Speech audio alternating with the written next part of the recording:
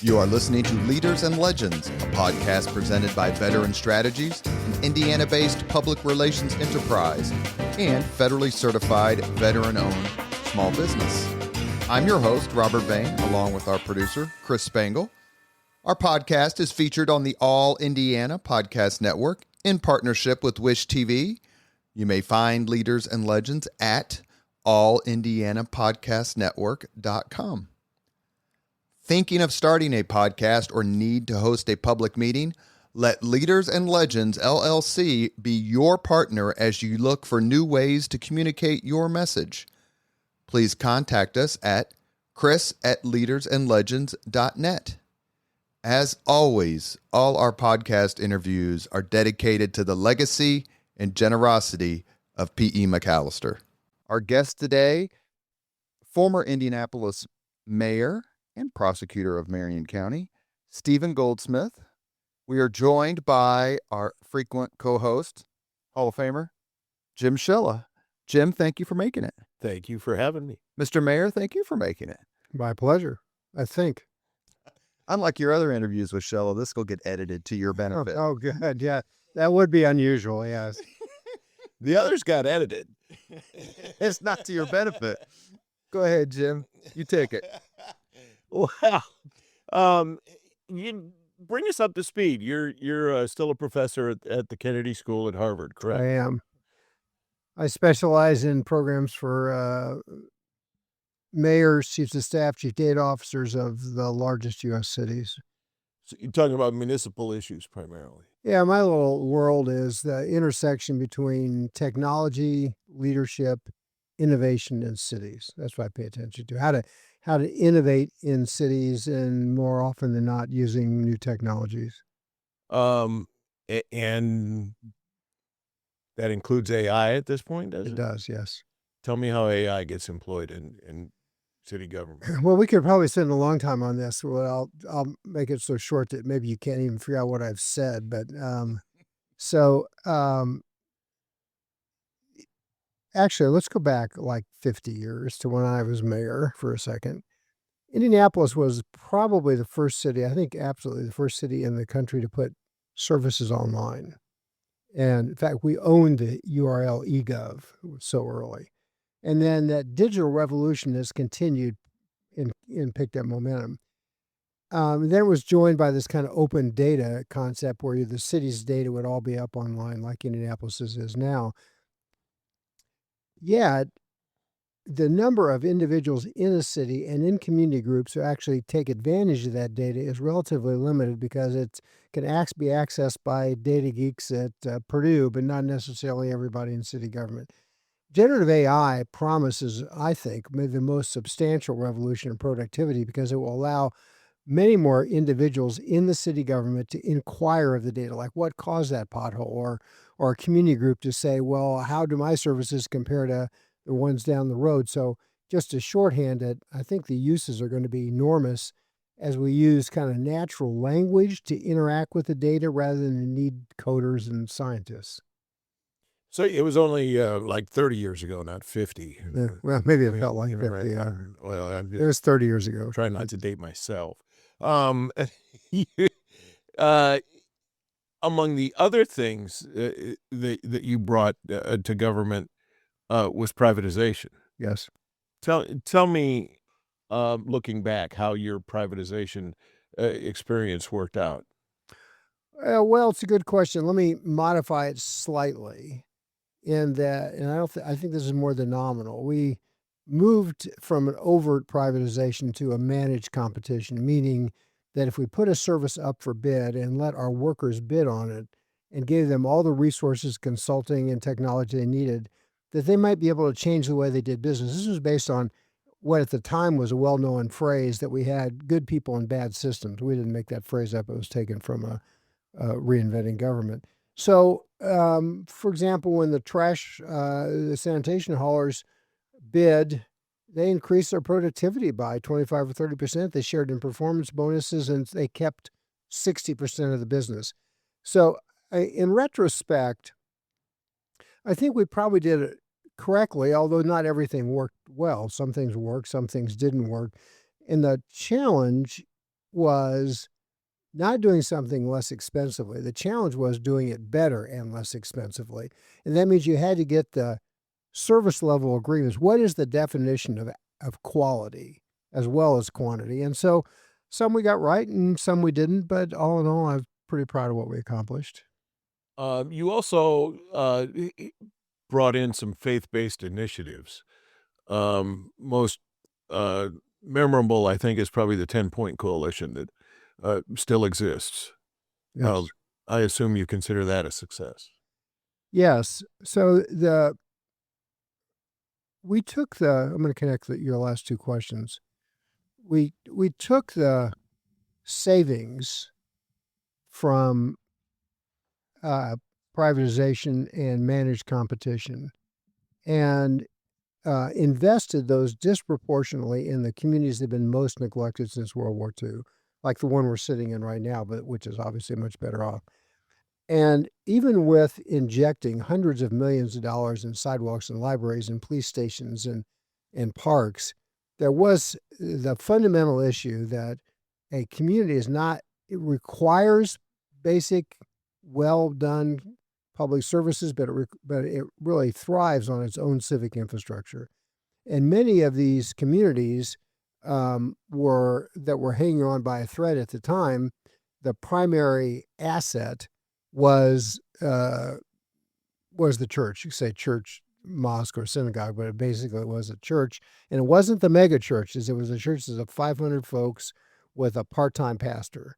And so the question then became, how could we partner with them, not to advance their evangelical mission, but how could we partner with them to advance their preschool or their use of the abandoned park as a safe playground? I mean, the abandoned home as a safe playground. So, and we brought the 10-Point Coalition in on the theory that we couldn't arrest our way into safety. We needed to build up the stature and the intervention capability of folks in that community. So yeah, I did think of the 10-Point Coalition as a success.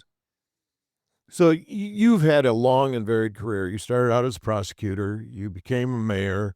You worked in the federal government. You were deputy mayor in New York City. You spent a long time at Harvard. What was the best job? Mayor of Indianapolis was the best job. I was prosecutor here for 12 years, and which was longer than I intended, actually. But I was prosecutor here for 12 years. And I think I did a lot of good as prosecutor, but prosecutor, you're actually dealing with the results of a system that doesn't quite work, right? If you think about it, a prosecutor is too far at the end of the life cycle. So how do you intervene earlier? And New York City was a wonderful job. And I loved working for Mike Bloomberg, but it's not the same. Being one of the top agents for the principal is not the same as being the principal. We did a lot of things here that you covered in others as controversial that you can do when you're using your own political capital. So I liked being mayor more than anything I've ever done. I want to go back to that. You said you were a prosecutor longer than maybe you wanted to be. You were waiting for Bill Hudnut to move on. There were a lot of stories of friction between you and Hudnut. Were they accurate? Yes. They weren't accurate by today's definitions of friction, honestly. They were there for a couple reasons. One, I was a pretty aggressive prosecutor, and I prosecuted a lot of Republicans. And that meant that I was prosecuting people that worked for either the mayor or the governor, which was uncomfortable. And I think Bill knew I wanted to be mayor, right? So there was a little bit of that. And I was a little young and impatient. Later on, after we both had retired as mayors and repaired our relationship, I realized it could have been better at the time than it was. But yeah, there was a little bit of friction, yes. Let's go back to prosecutor. You didn't just go after Republicans and people in government. You had some death penalty cases. 13. Yeah. And if I've got it correct, some of those produced some threats. Yeah. You were, as prosecutor, you traveled with security, which was unusual. Yeah. Well, I'll explain it. I'll answer your kind of question. Let me just say that every job I've had, elected job, I've loved the job and been obsessed with doing it well, like 16 hours a day, 7 days a week, regardless if people agreed with me or not. And so as prosecutor, I've heard stories of you sending emails while you're on the treadmill. I've done that. Yes. Now you can do it. Now you can do it with voice. It's much easier than you could at the time. Some of the spelling was a little. Or say, "Hey, Loftus, just run with me." Yeah. So yeah. We're pretty active, and some of those death penalties. I mean, the ones that I remember the most was waking up one morning. Had a police radio at the time, and we had been working on with a police officer named Jack Orberg on a really serious matter.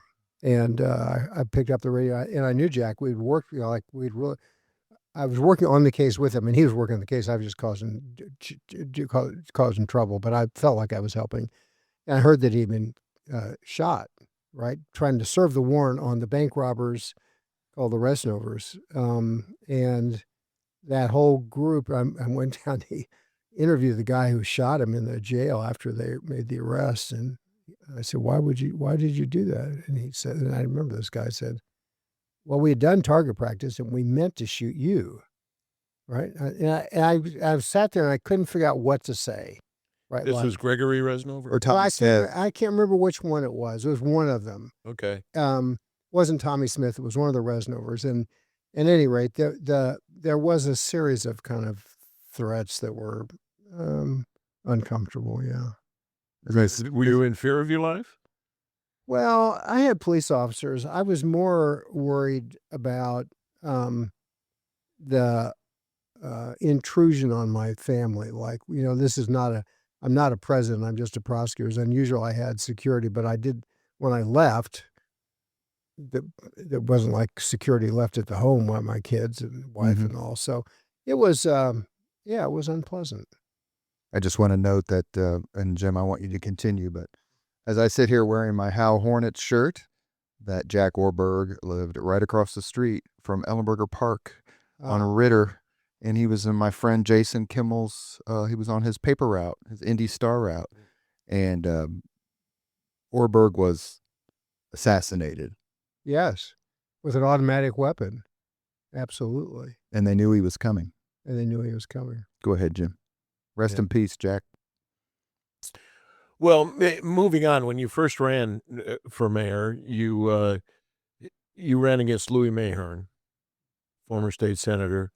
And I recall that as the first real campaign for mayor of Indianapolis, with television on both sides and big money. It was something different. Well, I mean, he was a quality guy. He was intelligent. He had served. And there was some anxiety about me even in my own party, for some of the reasons we've already discussed.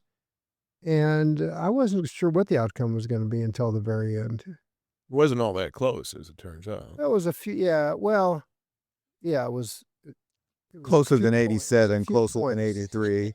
Yeah. Well, it was like 3 points, I think, 3-2. It wasn't all that close in the end, but I felt like it was going to be close, and I was never actually sure I was going to win. I was more sure I was going to win in 96 than I was when I ran against Louis. Really? When you ran for governor. When I ran for governor, yeah. And your point about Louis, Louis came on the podcast. He and John Mutz came on together because they're close friends. He talked about it a little bit. And one of the things, if I can recall correctly, is that the Democrats felt like the county was turning. It just wasn't turning enough yet. I think that's a fair assumption. It was still a little Republican, and that's why I won, not because. Well, and Louis tried to make education the issue of the race, and turns out education became a big issue for mayors in the future, but it was down the road from I think there. that's exactly right. Well, IPS was 91, I'd already graduated. I graduated from Howell in 86, but IPS was still doing pretty well in the late 80s, relatively speaking, compared to some of the trials it's had lately that fostered the charter school movement, which, according to now guess, Jim, guess who I contacted today to get briefed on this podcast? Take a guess. Oh, gosh. Who did I call to get the scoop about Stephen Goldsmith? Joe Loftus? No, close. Darlene Sherman. Who served as spokesperson. Yeah. Darlene, I would say you had some very loyal staffers, and Darlene was probably as loyal as any of them. She was good. We had people who worked really hard, believed in the cause, and they've stayed friends since. Well, I texted her this morning. I've received 2 phone calls, 2 emails, and 2 texts in the first few hours after it. It shows, I told her, I said, you are to Steve Goldsmith what I am to Greg Ballard. Like always, the musket's always next to your body, ready to get going. Yeah, but what surprises me is that she didn't tell me what to say to you. Yeah, that's right. But she mentioned that you were one of the ones who really, which I didn't know, started the charter school discussion and movement. Yeah. No, I didn't start the movement. I started the discussion. I failed at starting the movement. She intimated there was a little bit of partisanship there and the delay of the charter. Well, in this state, though, the charter school discussion, it started with the Democrats, correct? No, I tried to do a charter school while I was mayor, and I brought the first Edison charter school group here, and it went nowhere. And then they went up to Carmel after they failed here, and the Carmel parents have said that they didn't trust a for-profit school to educate their children, which I thought was strange in Carmel, by the way. But here's why Bart Peterson succeeded. This is a good story because I failed.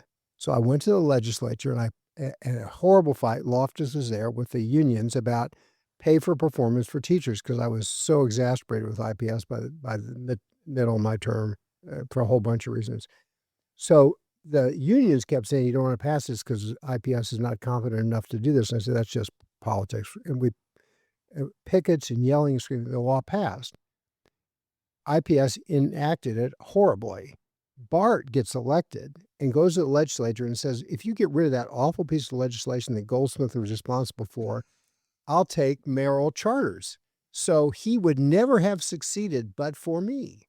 Does he know this? Oh, yes. Because he threw me under the bus. Was that the key schools and stuff that IPS had going on? When he got the Indianapolis. Him and Teresa Lovers, is that right? That's when Bart got the authority to charter. He's the only mayor in the country, and it was a really big deal, and he did it totally correctly. He held schools accountable. He fired the ones that weren't performing. It was a terrific model. I remember when Ballard came in, John Mutz, former lieutenant governor, was the head of the charter school thing. We always felt like we were in really good hands. And when former Mayor Peterson came on, I asked him, why did you decide to run for a 3rd term? And he didn't hesitate. He said, charter schools.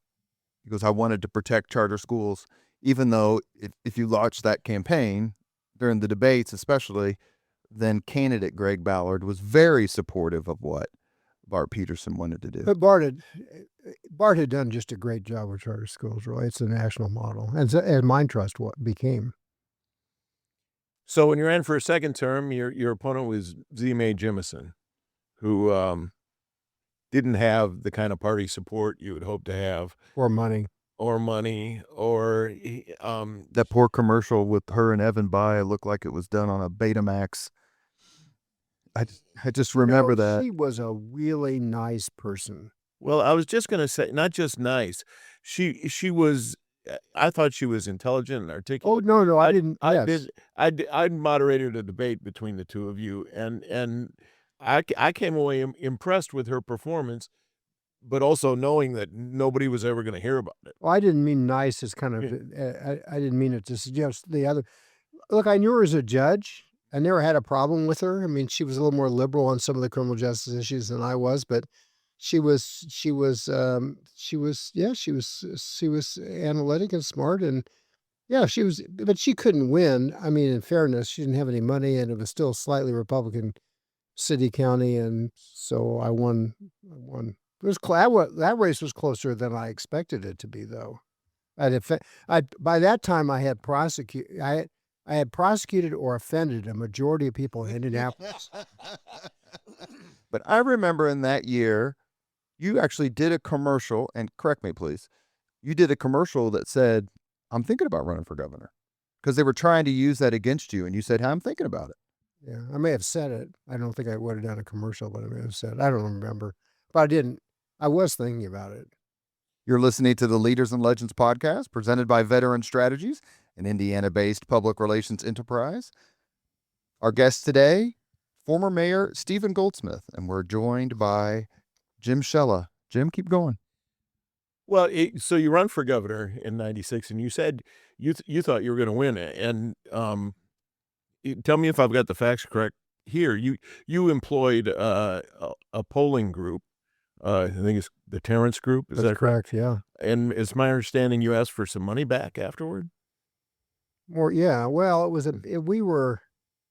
look, there were so many things I did when we had campaign that I can't blame anyone, but they were the elite national polling group at the time, and it didn't feel like when I was going around like I was ahead, but they said I was ahead by 6 points on election day, and we ran a campaign as if we were ahead. There were a bunch of other things that went wrong, but yes, that's correct. Okay. Well, because I remember that because I was at Wish TV and we employed Brian Vargas as a pollster. Who a lot of people in politics, he had students make phone calls at IUPUI and feel free to weigh in, Robert. His work was not always highly regarded inside political circles, let me say. But he had that one pretty well nailed. Yeah, right, he did. I remember I was a little worried when I read that before the election. You know, like I said, when I went around, folks didn't seem all that enthusiastic actually about me. Were both of you surprised at the outcome, or at what point did you know? We obviously don't want to dwell, but at what point did you know, okay, this is what's going to happen? Well, for my part, we had a late poll from Vargas that turned out being pretty accurate, and that's the only time I remember Wish TV paying for exit polling information.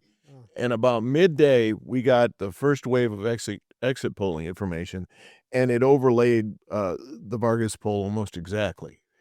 And so I think I went on the air early in the evening and said Frank O'Bannon's going to win this race, and Darlene Sherman came out with her hair on fire. That's my girl. But I would have done and said, how can you say this? And I said, because we got these numbers and we got to believe in our numbers. And yeah. Was 88 when you were lieutenant governor candidate with John Mutz? Mm-hmm. Was that the first time that you, I'm not going to say traveled around the state, but had a real sense of statewide politics? And did that inform your 96 campaign at all? That's an interesting question. I don't think our 96 campaign was all that well informed. But that's a comment about me, not the people who are advising me.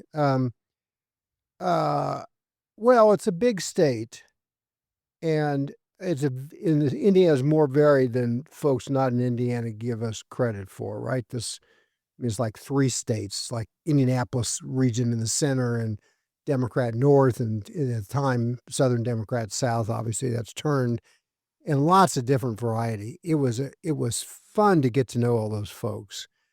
I had great respect for John. I kept thinking if I could get up to 18 hours a day and tell people about John Mutz, we'd win. But Evan was one heck of a candidate in his own right. So it informed it in that I realized how much variety there was. But I was basically an Indianapolis politician at the time. This was pre-Mitch. There hadn't been a governor from Indianapolis. Mm. And there was a bunch of other things. And so I think that we didn't pay enough attention to how I might relate or not to folks outside of the region. outside the Indianapolis region. You're saying there was an anti-Indianapolis bias outstate? Yeah, well, I think there was an anti-Indianapolis bias. I'm not saying there's an anti-Goldsmith bias, but if you lived in Lake County, you thought you weren't getting your fair share of resources from Indianapolis. The same is true, so Indianapolis was kind of a curse word you used to mean this. You often meant the state capital, but you said Indianapolis. Then I was kind of a big city mayor, right? And I would and I don't want to spend the whole podcast on this, but Frank was a really nice guy, right? From Southern Indiana. All those conservative Democrats. Easy to relate to. Even if he was not more conservative than I was on the issues, he seemed more conservative, and he related better. And so that's a long way of saying I learned about 88 and Form 96 as related to policy issues. I don't think 88 and Form 96 is related to Goldsmith personality issues. I'd say I was still the prosecutor mayor of Indianapolis and was as abrupt as I'd ever been. What we're talking about here is your ambition. I mean, you started out as a prosecutor. You had an ambition to be mayor. You had an ambition to be governor. Yes. When you teach students at Harvard, what do you tell them about ambition? I don't talk much about ambition. I haven't really thought much about it. I teach them a lot about bold leadership, which to me is. But I think some of your opponents used to attack you. Ann Delaney. I think she would refer to you as ambition in a suit. Wait a second. Who has she not attacked? Well, she's pretty effective at that, I would say. But you have to have ambition, don't you, in order to succeed? Well, you have to have ambition for sure.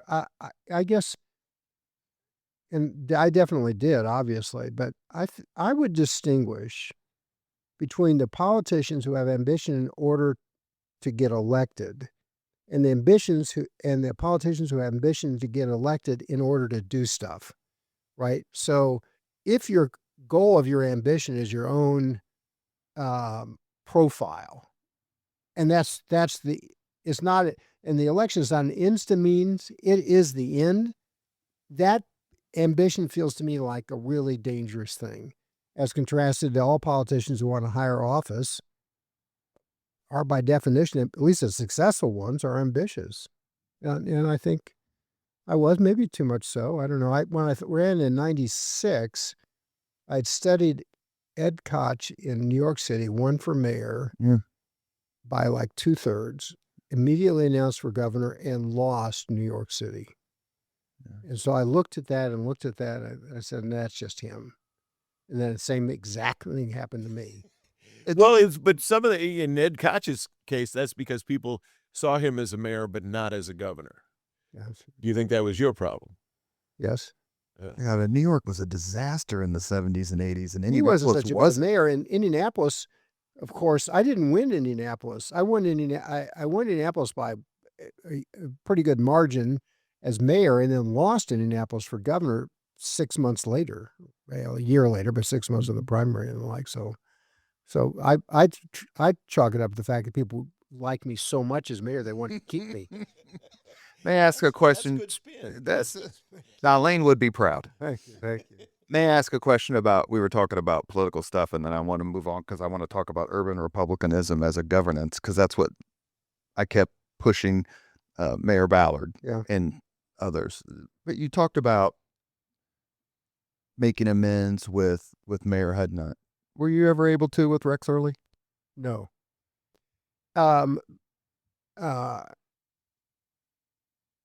And for the benefit of the listeners, you defeated Rex in a primary for governor in 96. Yeah, probably the most uncomfortable election I've ever been in. Rex didn't really want to talk to me after that, and I'm not sure that it wasn't mutual. I pretended it wasn't mutual. Rex was good at holding a grudge. He was really quite upset with me, and that was a really... But I mean, we did a podcast on Rex's memory, and Delaney was on along with Murray and Jim. I mean, politics is a rough sport. Why do you think that 96, do Did you do something in particular that made him angry? Well, I think he was state party chairman, and he had been a long time operative, and not in the bad sense, in the Republican Party, and he thought it was his. And I was, not from that part of the party, Right. and not particularly close to Rex, and I think he viewed me as doing something fundamentally wrong.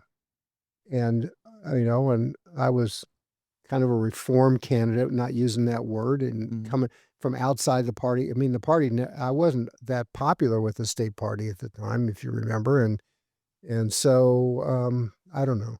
Well, the state committee had almost entirely been hand-selected by Rex, so it was his party. But that primary was not close. It was not close. We spent a lot of money, but I think it left a lot of pain and resentment. Folks did not come back, I think, in the primary. In the general. In the general, I'm sorry. Yeah. You are listening to Leaders and Legends, a podcast presented by Veteran Strategies, an Indiana-based public relations enterprise. We're also a federally certified, veteran-owned small business. I'm your host, Robert Vane. Our producer is Chris Spangle. Our guest, former mayor, former prosecutor for Marion County, Steve Goldsmith. We are joined by Jim Shella. Say, before you go on, Sure. to get away from politics, let me just say one gratuitous thing. Even after I lost for governor, and I was still mayor, I never, and the same was true when I was mayor and Evan was governor as it was when Frank was governor. I never had a single issue that I couldn't deal with Frank and Evan up front. Sometimes Evan didn't agree with me, but he would just say, we can't do this, Goldsmith. But when he said we would do it, he did it. And when I went to Frank and I wanted to do this whole state park thing, I mean, the state park was there, but I wanted to redo the White River, and I wanted to bring the Indians in. In fact, Patterley was kind of the lead for that. Rex's son. Yeah. Even after I ran against Frank, we never had any problem on doing what was right for the city, and either for Frank or Evan. And it's just worth saying, because people ought to pay a little attention to this today. You anticipated one of my questions here in about 5 minutes, but you guys did work on big projects together that you could only have gotten done, I'm assuming, if the state was a partner. Absolutely. Let me ask you about lots of things, but I want to do something that I'd love to do a podcast on this, and we haven't done it, not on it per se, but the folks. And that is, I'm going to suggest that September 11th, 1992 was the worst day of your time, not only as mayor, but as an elected official. And that was the day of the plane crash. Bob Welch. Oh, yeah. Michael Carroll, Frank McKinney. There's one more that's escaping me at the moment, but it was the three of them. John Welliver. And they were on a trip that involved the White River State Park. They were all board members of the White River State Park, and they were on their way to Columbus, Ohio, to visit a park there. Florist. There was a flower. I remember, because I was supposed to go. You were supposed to go? You were supposed to be on that plane? Well, they wanted me to be on the plane. We talked about it, and I said, I'll think about it. And then I thought, well, is a florist event, is a flower event really right, what saves the White River State Park? Because that was before the park became much of anything, and those guys were leading it. And Welliver I liked Welliver. He was I mean, I liked all of them, but I remember Welliver was the one behind it in particular. Mike Carroll was behind everything in Indianapolis at the time. A man I wish I would have known. Everybody. I asked P.E. McAllister once about Michael Carroll, and P.E. said he was a host unto himself. Yeah. So it was a huge loss for the city. Yeah, for sure. I do remember it pretty vividly. Steve Goldsmith went to Broad Ripple High School, a proud IPS kid, and then matriculated to this little college called Wabash. I think I'm up to 50% of my guests having attended Wabash, only because we had Grand on. We need to have him on again. And the governor, I understand. And the governor, and Mark Miles, and the list goes on and on. It is a little school, though. Who have we had Todd Rokita on? No. Who was at Wabash when you were there that you can think of? That you would know? Yeah, like What? people in the public. There was none, because like Miles and Braun, I think, were in the same class. Governor Miles Braun. after me. I don't know who would have been there. Is Grand younger than you? Oh, yeah. Everybody is younger. Wow. Everybody you can possibly name is younger than What is Wabash? Why has it been so successful in? I went in the Army after high school, so I don't have any frame of reference. But what is Wabash? It's got something special that it turns out people like Ryan Vaughn and Mark Miles and David Brooks, and the list goes on. I did. Like Braun? I benefited because there wasn't anything to do except study, right? No women, and What are you going to do at Harvard? Crawfordsville, Indiana. So, therefore, Did you learn? I mean, is that something where you're like, I still think of my days at Wabash? Because there is a group of people in this city and state, and that's their I look common at link. Wabash a little bit differently, but consistently. I look at Wabash as the place where I learned to study and learn. Right. In Broad Ripple, I didn't really study. And you're pre-Letterman at Broad Ripple, or were you there together? We were there at the same time. Did you know him? A little bit. He was funnier than I was. I was on one night. On a show? Top 10. Yeah, Indianapolis was featured. Reggie Miller and me. They paid more attention to Reggie. I can't figure out why. That's cool. How much did law school prepare you for your public service? Well, when I was in Wabash, I decided I wanted to be mayor. Talking about ambition. Dick Lugar motivated me to want to be mayor. When I was at Broad Ripple High School, he wrote. Do you know this story? Did you ever hear this story? No, but I was going to say, like Dick Lugar, you were an Eagle Scout. That's I right. was. Right. So I became president or something like the student council at Broad Ripple High School, and Dick Lugar wrote me a letter. He was head of the school board. I saved this letter until like 5 years ago. It was the most important letter I'd ever received. Said, "Congratulations. I hope this will lead you to a path of public service." Right. Then he became mayor, like he was Rhodes Scholar, mayor. Did all these great things. So I decided I wanted to be mayor when I was in. So when I went to law school in order to learn how to think critically, analytically. I didn't want to be a lawyer. I wanted to be mayor. You can't go to mayor school, so I went to law school. Really. So that was why I was there. Stephen Goldsmith graduated from Broad Ripple in 64, Wabash in 68, law school 71-ish. More or less, yeah. What made you run for prosecutor? And I remember you as prosecutor. I was born in 67, so I remember your time as prosecutor really well. You beat Andrew Jacobs Sr. Shouldn't have. He was an honorable guy. He should have won. It was a mistake.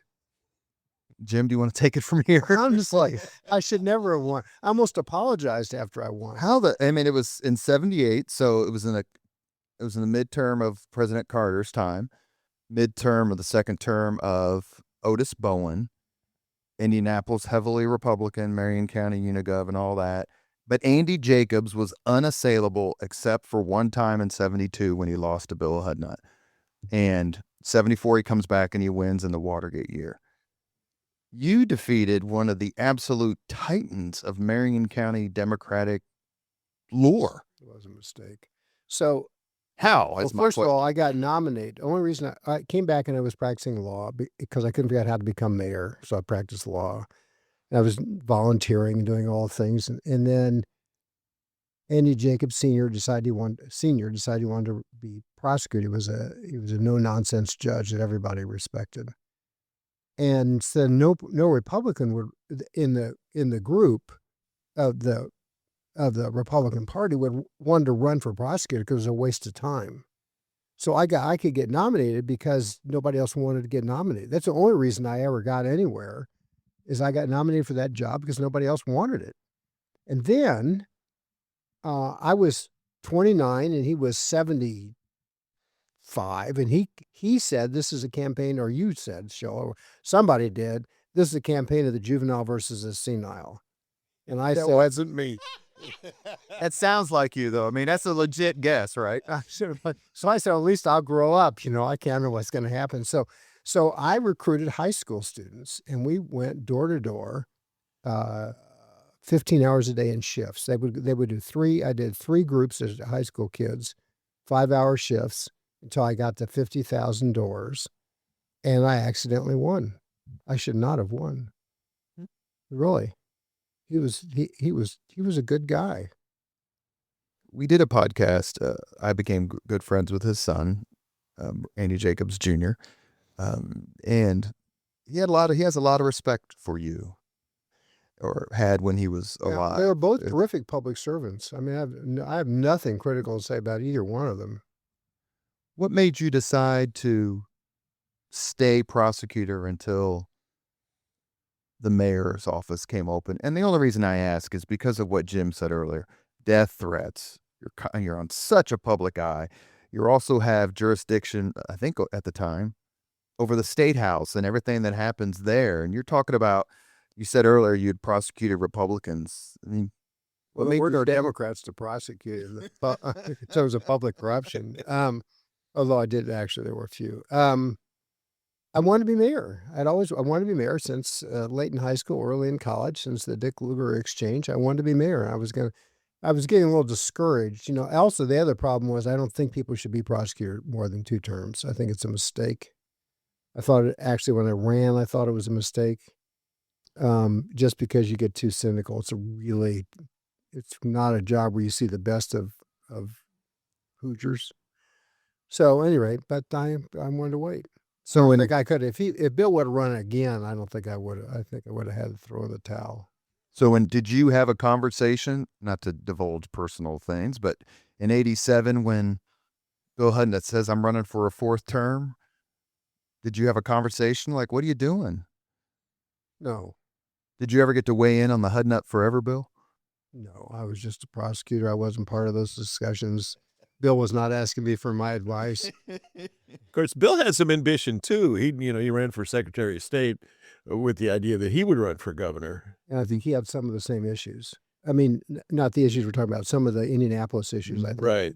Because that was a race that nobody thought he would ever lose, because he was highly popular. Against Joe Hogshead, who was the first-time candidate then, and yeah. It wasn't particularly close, as I recall, was it? No. But Bill's vision, and those around him like Dave Frick's vision for the city, was extraordinary. And we owe a lot to that vision. Dave Frick came on the podcast right after we started it. And I introduced him as the most important person in the history of Indianapolis you've never heard of. That's true. I think that's true. He was his vision and his execution were extraordinary. I want to talk a little bit, if you don't mind, about your relationship with the media. Because both as prosecutor and as mayor, it strikes me that you held more news conferences than others in those positions. You made a tool out of the media. I wouldn't use that word, but go ahead. Capital T, small t.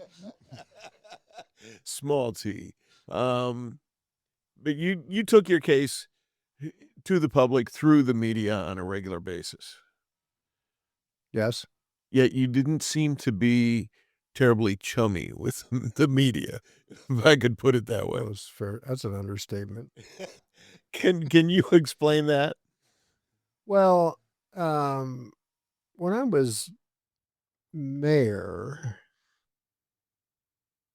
we were trying to do some bold things, and there was a lot of resistance. There was resistance inside the city workforce. There was resistance inside the party. There were a lot of folks that were, the Indianapolis Star had some pretty good investigative reporters, but it felt to me like they were only listening to the people who were disaffected. I think the Indianapolis News had some reporters that were. Was Dick Katie News or Star? No, but Katie had retired, so he didn't cover me. Okay. I'm thinking of Kathy Johnston. Did she work for the news? For the news. Okay, well, that's who I meant, actually. Yeah. I just saw her the other day for the first time. Anyhow, so I thought I had to just kind of get over the top. I had to use television to communicate in order to build the case for what we were trying to accomplish. Jim, did you cover Mayor Goldsmith much? Well, I I covered know in the campaigns. the state. I covered campaigns, and I covered the state house on a daily basis. I ended up over on the 25th floor every now and then. Not so often. Yeah. Was the problem with the media, you felt like they just didn't get it? Well, I wouldn't say, I don't know. I wouldn't say I don't think there was a problem with the media. I think that investigative reporters are engaged to investigate and disclose stuff. And I couldn't convince them that the things they were disclosing were aberrations. And so that was life. I didn't feel like I had any problem with the TV reporters. They sometimes approved of what I did and sometimes didn't, sometimes just covered it directly. Jim was more of a commentator. The people who covered me were reporters, and there wasn't enough time, and they weren't investigative reporters. They were reporter. Jack Reinhardt and a couple others were deeper into the kind of Sure. what was going on. I didn't feel like I had a particular problem with the media, except for the investigative reporters who I couldn't convince that to see things my way. Well, having known a few investigative reporters, they sometimes tend to see conspiracies where they don't exist. Yeah. So, I had one conversation with one of them, and I won't mention which one. And I said, "You guys are just cynics." And they said, "Well, of course, that's our job." Oh, well. But I think following 16 years of Bill Hudnut building the stadium without a team and all the other things that he did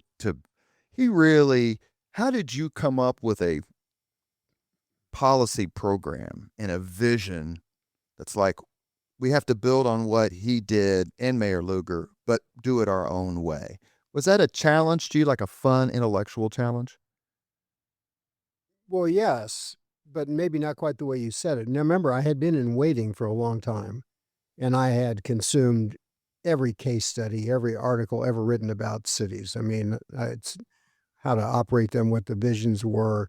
And so my goal wasn't to do things differently than Bill Hudnut.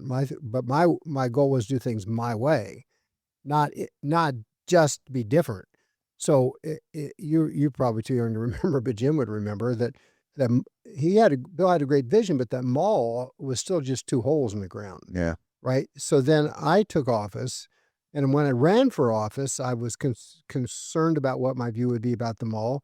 And I actually was not enthusiastic about the United Maintenance Hub. Actually, Louis was, and I wasn't. So there was a lot of tension between me and and this is what I told Bill Hudnut this story later in life. I went out to MIT and met with the leading expert on downtowns and said, I'm an economic conservative. Why do I want to give money to Nordstrom's? Why should I subsidize Nordstrom's, right? That's not why I got elected. And this expert went through this thing because it could be service jobs are often the first jobs of folks in neighborhoods that are underemployed. You ought to think about it as economic employment opportunities and not as a retail mall. And so then we went back and rethought the whole thing and figured out what the mall, and that's when actually the mall and the White River State Park and the expansion of Lilly, expansion of the convention center and the Pacers and all of that was part of it. So I only answer that way because I needed to save money in order to do all those things. I couldn't afford to do all those things and continue to run government the way I did. So where Bill and I disagreed, I think, is on operational efficiency. I came to see the value of building on his vision, and I'm proud of that and thanked him for it. The city budget, dollar for dollar, in 2000 was less than it was in 1992. Property taxes were cut 5 straight years, and the COIT rate remained the same for 8 years. And the city of Indianapolis, under Mayor Goldsmith's leadership, received the AAA bond rating from the nation's largest financial agencies. So not a bad record at all while you're doing all these things. Right. Well, we didn't. We'll kind of close with this, but I'll brag about it for a second.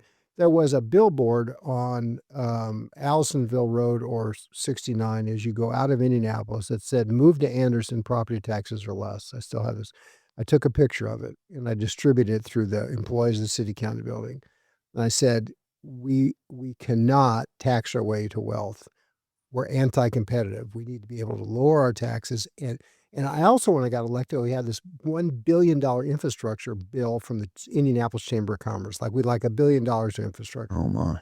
right? So this doesn't add up. People are moving from, or at least people are advertising moving from Indianapolis to save on your property tax bill, and we're about to impose $1 billion, and we have holes in the ground. Right? None of this is a criticism of Bill Hudnut. That's not the point. The point is, I had to save money, and to do that, I had to step. We had Republican middle managers who had been there for a long time. Actually, it wasn't clear that they were indispensable, right? And all of this stuff created its own set of turmoil in order to do the things we wanted to do. So, and that also answers your question about the press, because there was just a lot of broken glass around, and I had to communicate what I was trying to do. I often say that if you want to make Greg Ballard smile, praise his staff, the people who worked for him. You had a monumentally talented staff. Joe Loftus, Ann Shane, Darlene Sherman, obviously Susan Brooks. What do you think about what your staff's done, the people who worked with you and for you since they left? You track all that and send them notes or call them every once in a while and say, I'm proud of you, saw you, this and that? Yeah, we have, from the prosecutor's day, we have judges and senior officials throughout different agencies. And the people you mentioned are extraordinary. There are others as well. Some have gone on to the private sector. Many have stayed in public service. The John Tinders of the world, right? They're not had insignificant contributions to kind of public services as well. So, but look, I'm not responsible for them in the following sense. I'm lucky to have had them work for me. They're highly talented people who succeeded. We created an environment, and we deserved a lot of criticism, but our environment, the stuff we did, was always for the right reason. And that environment allowed people, like you mentioned, to flourish because they knew they could do what they thought was right, and they weren't going to be second guessed by me. Was it interesting for you to say, I need to mention Michael Huber too. We worked together in Greg Ballard's administration, but was it interesting to you when Mitch Daniels becomes governor and basically, I mean, there is a lot of relation between what you try to do as mayor of Indianapolis and what he tried to do as governor. Well, Mitch was the chair of our privatization effort when he was at Lilly, by the way. Mm-hmm. Well, yes. I mean, we agree philosophically. He was just a lot more talented politically. I don't mean just. I mean, right? He got stuff. Well, first of all, he won. I lost. So that's a pretty fundamental first step, right? And secondly, he managed to get it done. He's a brilliant guy with great vision and a lot of talent. So, yes, I think many of the things that he did as governor were things I aspired to do had I been elected governor. And some of the government efficiency stuff was things I did as mayor that he helped referee through the community. One last question, then I'll let you go. We only have a few minutes left. The police. How difficult is it to navigate the relationship with the police department as mayor of Indianapolis? I always say the 5 most important jobs in Indianapolis are superintendent of IPS, mayor, IPD chief or IMPD chief now, and head coach of the Pacers and the Colts. How do you, especially because you were prosecutor. What about the fever? Back in the day. How do you manage that relationship, and how tough was it given some of the things that happened while you were mayor? Yeah, well, like there was a minor police riot in downtown Indianapolis a month before the election in '96, by the way. That had a little political effect, probably. Huge, it had some political effect. Yeah. Sure. Do you think it was because Don Crist has been a friend of mine for more than 30 years? I love him to death. Was that a dispositive event in your race, do you think? Well, he was chief of police as well for such a long period of time as gubernatorial candidate in order to snatch defeat from the jaws of victory that you couldn't blame it on. But I was running on government competence. Elect me, I'll change everything because we know how to make things work in Indianapolis.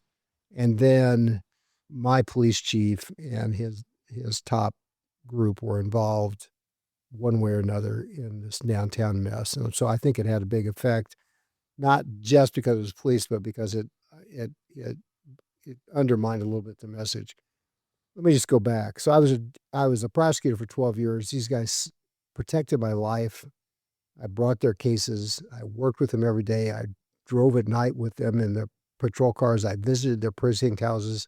I mean, I wasn't like remote to them. Exactly. And we provided them take-home cars. I mean, I was all in. I got elected mayor, and when I ran for office, the FOP helped me. But soon, after I became mayor, the relationship with the FOP was different than it was before. Not the police department, but the FOP. Mm-hmm. So, Indianapolis police department. Every mayor in Indianapolis has had a problem with the police department. Dick Lugar had a problem. I don't want to say anything negative about some because I had a lot of chiefs, but I couldn't find the perfect combination of me and the chief and the FOP.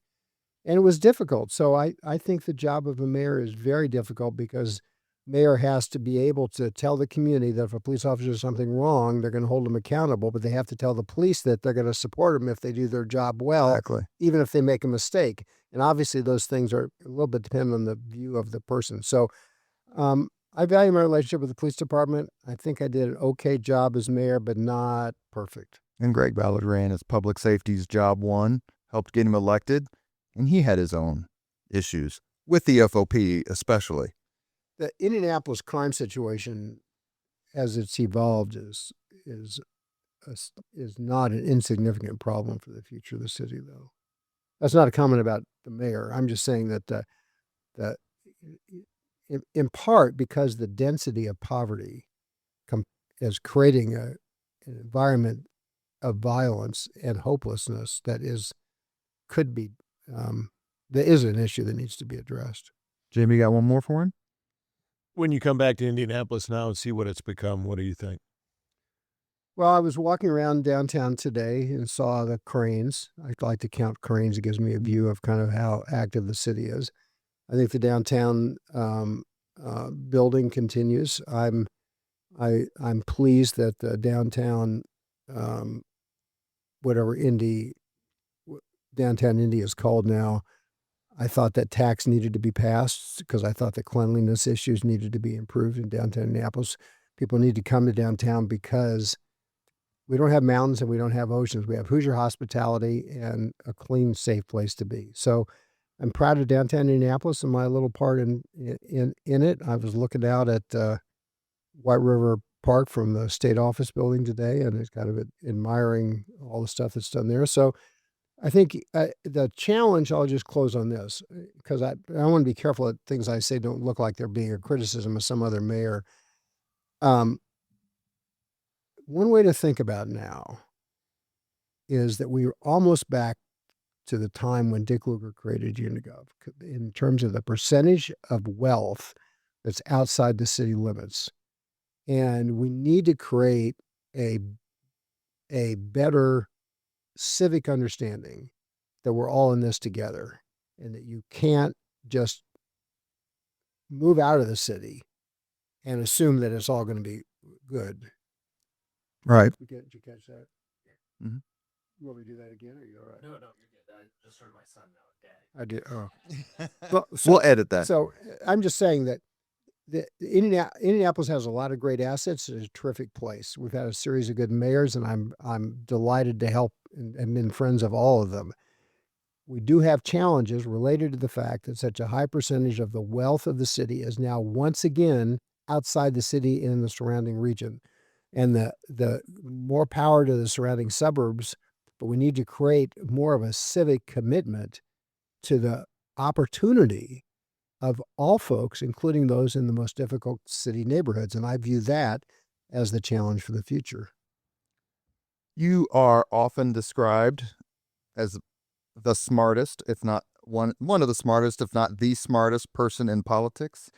Whose brain do you admire? Wow, I thought we were done. Oh no, we still got 5 more to go. 5 more layups though. Oh, I don't think I'm going to mention anybody alive. As I said earlier, I'm an admirer of Dick Lugar's brain. and Dick Luger's integrity. And so that's been my model for a long time.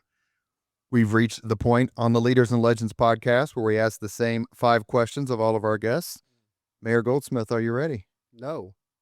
Perfect. What was your first job? Plumber's helper on a construction site. I wasn't allowed to do the plumbing, just carry the pipes. Where? 52nd and off of College, between College and Keystone. It was and they heard that I wanted to go to college, and that made it even worse. What was your first concert? Oh, I don't remember my first concert. I do remember a Tina Turner concert in San Francisco that was particularly appealing, but I don't remember Tina? first. No, Tina. Just Tina. Just Tina. Okay, because I saw Ike and Tina in college. Ah. Great show. Did you really? Yes. Mid-70s? Yes. Late 70s. I can't remember ever going to a concert before I was in college. I can't remember doing anything fun at any time in my life, actually. So Wabash was fun? Oh, Wabash was worthwhile. Number 3, if you could suggest any book for someone to read, which book would you recommend? I'm going to think about that while we get to 4 and 5. I don't know. Number 4, if you could witness any event in history, be there in person as it happens, which event would you choose? I should have researched these questions. Well, unless you're Mitch Daniels, you don't get them ahead of time. Oh. Or Mike Pence, the former vice president, got them ahead of time. I don't know. I think probably some Winston Churchill speech that rallied folks from a dark place. Do you have a favorite biography of Winston Churchill? I've read several. I couldn't tell you which my favorite was. You should read Churchill's Citadel. We'll talk about that afterward. Okay. Number 5, if you could have dinner with anyone living today, 2 hours off the record, just to chat, whom would you choose? Anyone living today? Somebody asked me this question, and I was thinking about it, but I can't think of who the... I don't know. I'll think about it, and I'll wire in the answer. Number 3, if you could suggest any book for someone to read. Come back to both of these. I would seem that someone like Elon Musk would be very interesting to you, like a thinker, for lack of a better term. Someone's just willing to. Stop it. No, I'm trying to identify somebody who's led during extraordinary challenges, who's alive today. George W. Bush, someone whom I worked for George W. Bush. So I was trying to... Do you remember 9/11? And I kind of remember. I wasn't obviously with him at 9. I remember 9/11 because I got a call from the White House saying tomorrow when he gives a speech, he wants to announce a place for all Americans to volunteer. So make sure that I was in charge of AmeriCorps at the time. Right. Make sure your website works. It didn't. We had no such service at all. But I remember 9/11. I was in D.C. when the planes hit the Pentagon. Zelensky? Zelensky would be fascinating to me. You have been listening to Leaders and Legends, a podcast presented by Veteran Strategies, an Indiana-based public relations enterprise. Our guest today, former mayor and Marion County prosecutor, Stephen Goldsmith. We were joined, as we often are, by our good friend, Jim Shella. Jim, thank you so much. No, thank you for You that. make these podcasts a hell of a lot better.